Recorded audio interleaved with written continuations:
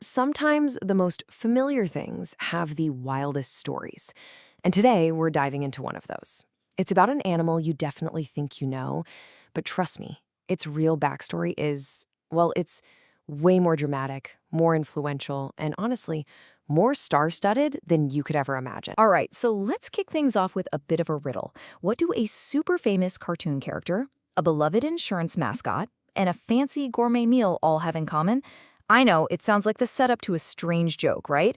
But the answer is, well, it's a lot fluffier and way more surprising than you're probably thinking. The answer? It's the American Pekin duck. Yep, and we're not just talking about any old bird here. This is, without a doubt, the undisputed celebrity of the barnyard.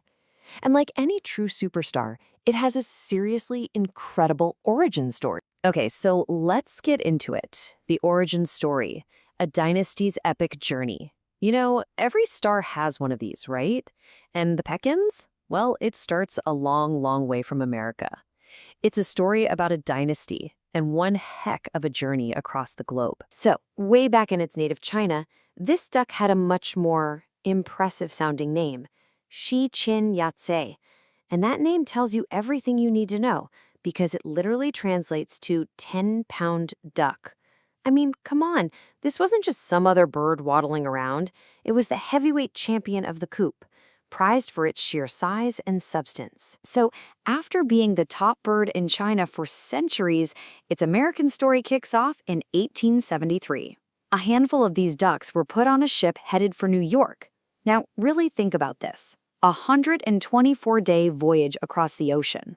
This was no luxury cruise, folks. It was a brutal, desperate fight for survival that, believe it or not, would end up changing American farming forever. Just how desperate was that fight, you ask? Well, of the whole flock that left China, only 9. 9 birds made it alive.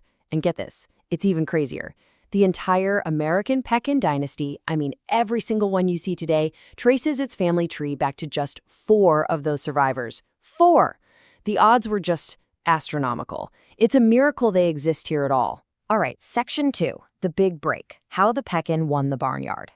So, the Pekin made it to America, against all odds. But how did it get its big break? How did this handful of survivors basically take over the entire barnyard? Well, it really came down to a visual showdown, almost like a competition.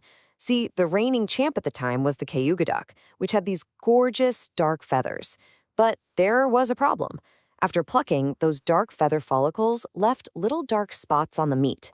But then comes our challenger at the Pekin, with its pure white feathers. And when you prepared it, the result was a perfectly clean, flawless-looking bird. It was a simple, purely aesthetic thing, but it made all the difference in the world. But hey, it wasn't just about looking good. This duck had the talent to back it up. It was a true triple threat. First, it was a meat marvel. Grew big, grew fast, and was super tender. It was also an egg-laying machine, popping out lots of large white eggs. And on top of all that, it was tough, disease-resistant, and even friendly. I mean, it was the total package. The perfect barnyard A-lister. Okay, next up, the signature look. From fluffball to icon. Because of course, every celebrity needs a signature look, right? Something instantly recognizable. And the Pekin is no different. Its look is a huge, huge part of its star power. And oh, what a look it is. It's like something straight out of a storybook. They start their lives as those bright yellow, unbelievably adorable little fluff balls. The ones everyone thinks of when you say duckling. But then they grow into these incredible, creamy white adults. They're basically fluffy, waddling marshmallows. It's just perfect. So it's this exact combination of features that really makes the icon. You've got the super fluffy, creamy white feathers. You contrast that with these bright, vibrant orange legs. And then you top it all off with that classic yellow bill, which, fun fact, can get these cute little dark speckles as they get older. You put all that together, and bam, you get the default duck that just lives inside all of our heads. So we've seen it conquer the farm. But the story doesn't stop there. This brings us to our final chapter, achieving stardom, from farm to pop icon. This is where we see how this bird went from the barnyard to becoming a legit pop culture superstar.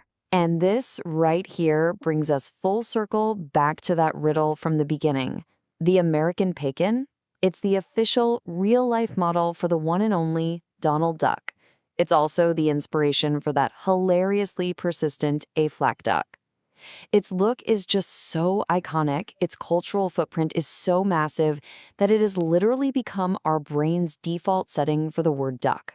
And get this, here's a little celebrity beauty secret for you. To help maintain that signature look, some farmers will actually feed their pekins a diet with marigold petals or extra corn. Why? Because it naturally enhances the yellow and orange colors in their bills and legs and can even give their feathers the special kind of glow. It's like a natural feather glow up. How cool is that? So when you boil it all down, what is the American Pekin duck? It's so much more than just an animal, right?